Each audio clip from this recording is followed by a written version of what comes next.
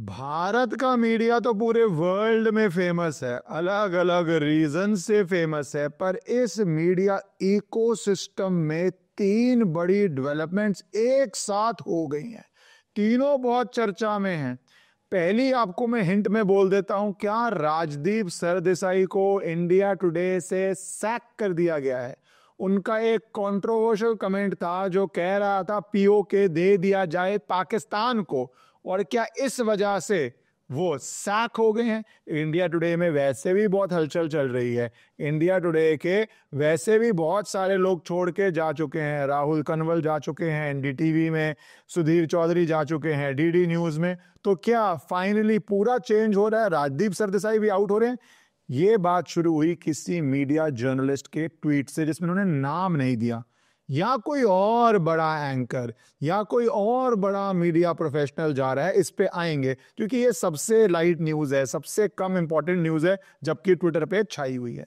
दूसरी, जो लोग कहते हैं हम इंडिपेंडेंट जर्नलिस्ट कर रहे हैं, हम सरकार से बिल्कुल नहीं हैं, हम नॉन प्रॉफिट हैं, क्या वो बड़ी बड़ी प्रॉपर्टीज ले रहे हैं दिल्ली के अंदर और वैसे चंदा मांगते हैं, डोनेशन मांगते हैं, कंट्रीब्यूशन मांगते हैं। आपकी मर्जी, आपको जो शब्द पसंद आए। जिसमें एक उदाहरण है द वायर जो ऑपरेशन सिंदूर के दौरान कह रहा था, खबर आ रही थी, क्या उसको ब्लॉक कर दिया गया है, बैन कर दिया गया है। क्या करण थापर जो वहां पे इंटरव्यू लेते हैं, बहुत जगहों पे इंटरव्यू लेते हैं, और किस तरह पाकिस्तान को फ्री फील्ड मिल रहा था अपनी बात करने का, अपना पर्सपेक्टिव डालने का। वो पर्सपेक्टिव जो पाकिस्तान के हित में हो, झूठ जितना मर्जी हो, क्या वो चल रहा था। क्या ऐसे लोग बड़ी आलीशान प्रॉपर्टीज ले रहे हैं। ये दूसरी बात है, ये इंपॉर्टेंट है क्योंकि क्या हो रहा है, सच्चाई ऑफ इंडिपेंडेंस या नॉन प्रॉफिट ही जानना जरूरी है। पर तीसरी है सरकार का स्टेप, जो मेरे अनुसार सबसे इंपॉर्टेंट है। ये सरकार और होम मिनिस्टर अमित शाह को आपको जितनी तारीफ करो कम है। क्रिटिसिज्म करते रहते हैं लोग किसी ना किसी इशू पे, पर जो साइलेंटली उनके अंदर स्टेप्स हुए हैं ना, उसको कभी लोग समझते नहीं है। एनजीओ के ऊपर ही has been spectacular, legally spectacular. किस तरह वो धीरे धीरे करके, जो पहले एनजीओ पे नॉर्म आए थे और अब एनजीओ की आड़ में जो मीडिया एम्पायर चला रहे थे उनके ऊपर आए हैं। तो तीनों अलग अलग हैं। आप नीचे कमेंट कर दीजिए आपको कौन सी सबसे इंपॉर्टेंट लग रही है। मेरे अनुसार लीगली लास्ट सबसे इंपॉर्टेंट है, क्योंकि वो सॉलिड है, उसके परिणाम पूरे एक एनजीओ मीडिया इकोसिस्टम पे, और आपको समझ भी नहीं आ रहा वो कितना बड़ा इकोसिस्टम है। मैं कुछ उदाहरण देके समझाऊंगा। ऑपरेशन सिंदूर में एक बात क्लियर होगी, उसको छोड़िए, नक्सल जब के ऊपर ऑपरेशंस किया और रेड कॉरिडोर को खत्म किया, उसके अंदर भी एक बात क्लियर हो गई कि इंफॉर्मेशन का बहुत बड़ा रोल है। कौन इंफॉर्मेशन कंट्रोल कर रहा है, कौन इंफॉर्मेशन स्प्रेड कर रहा है, किस एजेंडा से वो कर रहा है। और ये नई बात नहीं है, मीडिया को फोर्थ स्टेट कहा जाता है। ओन कौन कर रहा है फोर्थ स्टेट, फोर्थ स्टेट का एजेंडा क्या है, ये बड़ी बात है। तो पहले कर लेते हैं हम ये द वायर का एग्जाम्पल लेके, मैं उससे शुरू करना चाहता हूं। द वायर के अंदर अब ये चल रहा है, आप जब भी द वायर खोलते हैं आप क्या पाते हैं, उसकी जो न्यूज़ करने का स्टाइल है वो आपको बहुत अच्छी तरह पता है। अगर आप इसको न्यूज़ कह भी सकते हैं, पर फ्रीडम ऑफ स्पीच है, आप इसको न्यूज़ कह लीजिए। उसकी रिपोर्टिंग आप कह सकते हैं, आपकी मर्जी, आप उसको रिपोर्टिंग कह लीजिए। आपको पता है किस किस तरह का वहाँ पे एजेंडा चलता है, ये भी कह लीजिए। एक वीडियो बड़ा एक्सपोज करती है कि कुछ बड़े पत्रकार हैं द वायर के, जो पहले सवाल पूछ रहे हैं कि पहलगाम हो गया, भारत सरकार क्या करेगी। पहलगाम हो गया, कह रहे थे भारत सरकार कुछ जाके करे, जोर से करे, धमाका करे, क्योंकि तब शायद सोच रहे थे भारत सरकार करेगी नहीं तो क्रिटिसाइज कर दो, क्योंकि करना मुश्किल था। 26/11 के बाद क्यों नहीं हुआ। पाकिस्तान के अंदर जाके पाकिस्तान को सबक सिखाना बहुत आसान काम नहीं होता। हम कर दें तो हम उसको अहमियत नहीं देते, छोटी बात नहीं, आसान बात नहीं। तो पहले सोच रहे थे कुछ होगा नहीं, तो ये सवाल उठ रहे थे, और ये बहुत बड़ा एक लेफ्टिस्ट इकोसिस्टम उठा रहा था। फिर जैसे ही कर दिया और उनके घर घुस के उनके एयर बेसेस उड़ा दिया, तो शुरू हो गया डी एस्केलेट। याद है आपको, D escalate, D escalate, D escalate, मतलब रुक जाओ रुक जाओ रुक जाओ। पहले कर नहीं रहे, अब कर रहे हैं तो रुक जाओ। भैया कोई क्या दुकान है किराने की कि इतना ही चीनी चाहिए, इतना ही नमक चाहिए। जब करती है ना हमारी फौज, तो फिर दबा के खुल के करती है जब तक टारगेट अचीव ना, और टारगेट वो खुद डिसाइड करती है। तो डी एस्केलेट शुरू हो गया। उसके बाद जब सीज फायर हुआ, वैसे सीज फायर हुआ नहीं है, भारत सरकार का व्यू बहुत क्लियर है, ऑपरेशन सिंदूर कॉन्टिन्यूस, पानी रोका हुआ है। जब तक पानी रोका हुआ मेरे ख्याल से जंग ही चल रही है, ऑपरेशन सिंदूर की फुल फॉर्म चल रही है। फिर शुरू हो गए, अरे सीज फायर क्यों हो गया? अरे भैया, बिन थाली के बिन पैंदे के लोटा है, कुछ तो यार अपनी बात पे टिको, कहीं तो टिको, थोड़ा तो थमो। मतलब लोगों को याद है अभी तो, 5-5 दिन में तो मत पलटो, इतना ना पलटो। जलेबी भी इतने ट्विस्ट नहीं मारती, इतनी करवट नहीं लेती जितनी आप ले रहे हैं, और वो रिकॉर्ड पे है। पर चलिए, मैं जो बात कर रहा हूं जो सोशल मीडिया पे कई दिनों से चल रहा है, और वो ये चल रहा है कि वैसे तो आप फंडिंग मांगते रहते हैं, और वैसे आप साउथ दिल्ली में आलिशान प्रॉपर्टी ले रहे हैं, और नाम जिसका जोड़ा जा रहा है इस आलिशान प्रॉपर्टियों के साथ वो है सिद्धार्थ वरदराजन। अब लोगों ने तो सेल डीड डॉक्यूमेंट्स डाल दिए हैं सोशल मीडिया पे, मैं नहीं करूंगा क्योंकि राइट ऑफ प्राइवेसी है, और मुझे नहीं अच्छा लगता किसी की हम ऐसे सेल डीड, ये डीड, वो डीड डालें, जबकि बहुत सारे जर्नल्स जो प्रॉपर्टी को कवर करते हैं वो डालते भी होंगे, प्राइस भी डालते हैं, क्योंकि प्राइस भी बहुत स्पेकुलेटिव है। कोई कह रहा है 8 करोड़ है, कोई कह रहा है उससे बहुत ज्यादा है क्योंकि ब्लैक की बहुत एंट्री होती है, कहीं तो मैंने 50-50 सुन लिया। जो भी हो, मैं बोलता हूँ 8 भी हो, को आप समझ रहे हैं, एक तरफ आप कह रहे हैं कि हमें फंडिंग चाहिए, दूसरी तरफ आप आलीशान प्रॉपर्टियां ले रहे हैं दिल्ली के प्रीमियर एरियाज के अंदर। ये सिर्फ जो इंडिपेंडेंट जर्नलिज्म की बात करते हैं ना, उसके लिए अंडरस्कोर कर रहा हूं। मैं तो सोशलिस्ट हूं नहीं, मैं तो बोलता हूं जो है मेहनत से करिए, कमाइए, बनाइए, ये मेरा व्यू है। पर अगर आप आके सोशलिज्म की बात करते हैं, भारत में इनकम इनइक्वालिटी की बात करते हैं, सपोर्ट इंडिपेंडेंस की बात करते हैं, कहते हैं हम नॉन प्रॉफिट है, तो फिर ये बात पे लोग सवाल तो उठाएंगे ही उठाएंगे कि पैसा आया कहां से।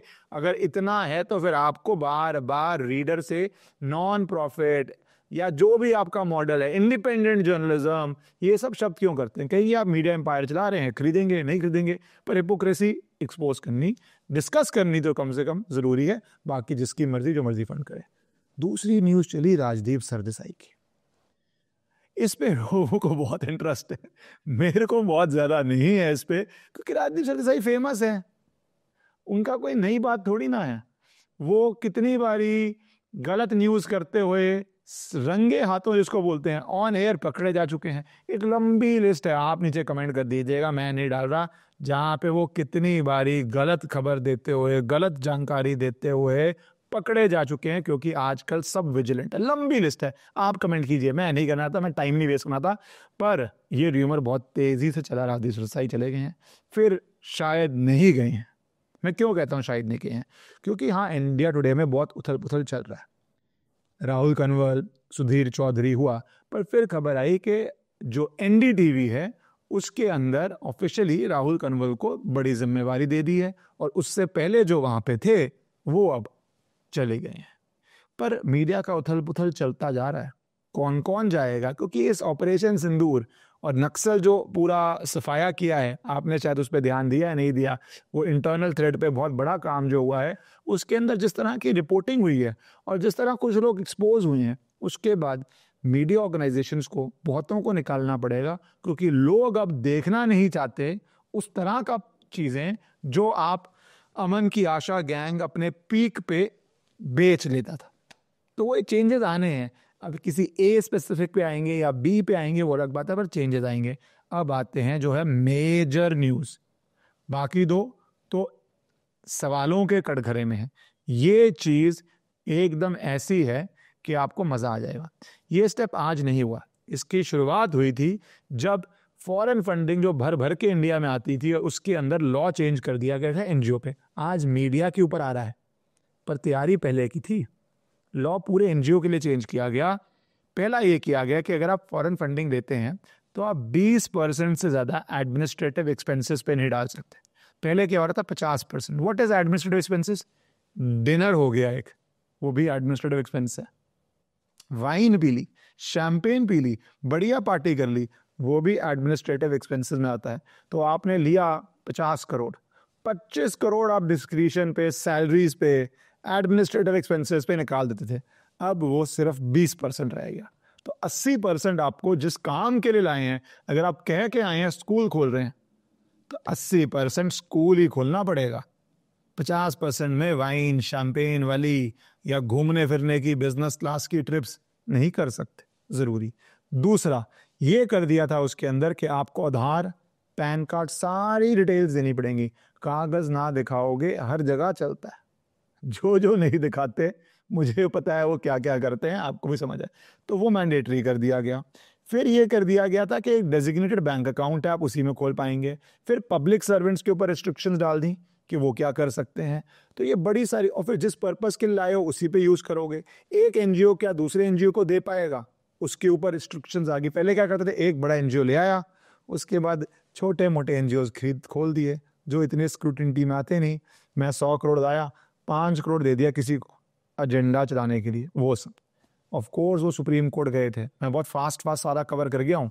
सुप्रीम कोर्ट गए थे और सुप्रीम कोर्ट की वो जजमेंट बेहतरीन जजमेंट थी, जिसने कहा था कोई राइट नहीं है, कोई फंडामेंटल राइट नहीं है आपके पास फॉरेन फंड लेने का। ये आपका बेसिक राइट नहीं है कि मुझे फॉरेन का डॉलर आए, मुझे फॉरेन का वो आए, क्या बोलते हैं, दिरहम आए, जो भी है, जो भी फॉरेन देश देता है, आपके पास ये राइट नहीं है। सरकार की मर्जी है कितना आएगा, कैसे आएगा, किस नियम अनुसार आएगा। चैलेंज को रिफ्यूज कर दिया, बहुत सारों का लाइसेंस टूटा, लाइसेंस रद्द किया गया, क्योंकि वो एनजीओस क्या क्या एक्टिविटीज में चल रहे थे भारत के अंदर, वो शॉकिंग है। और अगर मुझे याद है तो 58,000 करोड़ आया था 3 साल के अंदर, 58,000 करोड़। इन देशों की हालत देखो, और यहाँ पे 58,000 करोड़ आ रहा है 3 साल के अंदर। तो ये अपने में ही एक बड़ा 2016-17 से लेके 18-19 के बीच में, सोचिए आप कभी भी किसी स्ट्रीट में घूमिए यूरोप में या यूएस में, आप देखेंगे कितनी होमलेसनेस है। 60,000 करोड़ भारत में आ रहा है। मिडिल ईस्ट में भी जाके देखिए, 60,000 करोड़ भारत में आ रहा है। सही है, जेन्युइन भी आता है। कोई भारत से बाहर गया है, अपने गांव में, विलेज में स्कूल खोलना चाहता है, हॉस्पिटल खोलना चाहता है, वो जेन्युइन है। पर बहुत सारा गलत काम किया जाता है। अब आ जाती है ये एनजीओ के नाम पे जो न्यूज एजेंसी चला रहे हैं, इसके ऊपर सरकार ने अब कस दी है बड़ी लगाम। सरकार ने डायरेक्टिव्स दी हैं कि अगर कोई एनजीओ पब्लिकेशन रिलेटेड एक्टिविटी या उसके मेमोरेंडम ऑफ एसोसिएशन में या ट्रस्ट डीड में ये है कि वो कुछ न्यूज आर्टिकल पब्लिश करेगा, पब्लिकेशन रिलेटेड काम करेगा, तो लंबी लिस्ट ऑफ कंप्लायंसेस डाल दी। उसको एक अंडरटेकिंग गिननी पड़ेगी चीफ फंक्शनरी से, जो मतलब हेड होगा, कि वो कंप्लायंस कर रहा है एफसीआरए के साथ। उसको ऑडिट रिपोर्ट देनी पड़ेगी, फाइनेंशियल स्टेटमेंट्स देनी पड़ेंगी लास्ट 3 साल की, सीए का सर्टिफिकेट देना पड़ेगा, activity wise amount spend. Activity wise बहुत जरूरी है, क्योंकि मैंने पहले समझाया, वाइन शैंपेन में जा रहा है या कौन सी एक्टिविटी में जा रहा है, या ऑफिस के लिए बड़ी गाड़ी खरीदने में जा रहा है जिसमें आप चला रहे हैं, वो सब आपको अकाउंट करना पड़ेगा। तो एक स्टेप तो ये लिया। दूसरा, एनजीओज जो ले रहे हैं उनको अंडरटेकिंग देनी पड़ेगी कि वो good practice guideline from financial action task force, FATF। FATF क्या, ग्लोबल वॉचडॉग है टेरर फाइनेंसिंग मनी लॉन्ड्रिंग का। तो जो ये मीडिया के नाम पे किस किस हरकतों को जुड़े हुए हैं, एंड में आपको पता है टेरर एक्टिविटीज कैसे होती हैं। एक प्रोपेगेंडा है, लोगों को रेडिकलाइज किया जाता है, लोगों को कन्विंस किया जाता है। All over the world documented है कैसे इंटरनेट में लोगों को कन्विंस किया जा रहा है, गलत आर्टिकल से लोगों को कन्विंस किया जा रहा है। वो भी, उसकी जो गाइडलाइंस है वो भी कंप्लाई करनी पड़ेगी। तो ये छोटी चीजें नहीं हो रही, आपकी स्क्रीन पर डाल देता हूं मैं थोड़ा सा। FCRA के अंदर FATF गाइडलाइंस को करना पड़ेगा। MHA ने कह दिया है कि सारी statements, asset, liabilities, रेसिप्ट्स, payments, account, income, expenditure, कुछ नहीं छूटेगा, सब आएगा। इसका इंपैक्ट क्या होगा? पहला, न्यूज कंटेंट पे एनजीओ जो फॉरेन फंडिंग रिसीव कर रहा है वो न्यूज लेटर या किसी तरह का न्यूज कंटेंट पब्लिश नहीं कर सकता। दूसरा, उसको सर्टिफिकेट लेना पड़ेगा कि वो नॉट अ न्यूज़पेपर है। तीसरा, अगर उसके मेमोरेंडम में कोई भी ऐसी है एक्टिविटी, तो उसके चीफ एडमिनिस्ट्रेटर को अंडरटेकिंग देनी पड़ेगी, KFCRA के अंदर है। चौथा, जो मैंने बोला, FATF के नॉर्म से आपको कंप्लाई करना पड़ेगा, हर आइटम वाइज डिटेल देनी पड़ेगी। तो इफेक्टिवली क्या है, इफेक्टिवली एनजीओ की आड़ में मीडिया एम्पायर, इंफॉर्मेशन वॉर के जमाने में ये जो फॉरेन फंड आ रहा है और उसके थ्रू मीडिया चल रहा है, उस पर बहुत बड़ी लगाम कस दी गई है। आने वाले दिनों में और कसी जाएगी। भारत का मीडिया भारतीय चलाएं, भारत के पैसे से चले, नहीं तो जो सारे नॉर्म्स हैं उसको कंप्लाई करें। एनजीओ एक बड़ा इंपॉर्टेंट वर्ड हो जाता है ना, उससे एक सिंपथी मिल जाती है। आप सोचते हैं हम रूल से बाहर निकल जाएंगे कि अरे हम तो बहुत अच्छा काम कर रहे हैं, ऐसा कुछ नहीं। या तो आप प्रॉपर एफडीआई से आइए, जो पूरी कंप्लायंसेस हैं उससे आइए, रन कीजिए, और आपके ऊपर वही रिस्ट्रिक्शंस हैं जो किसी कंपनी के ऊपर होती है।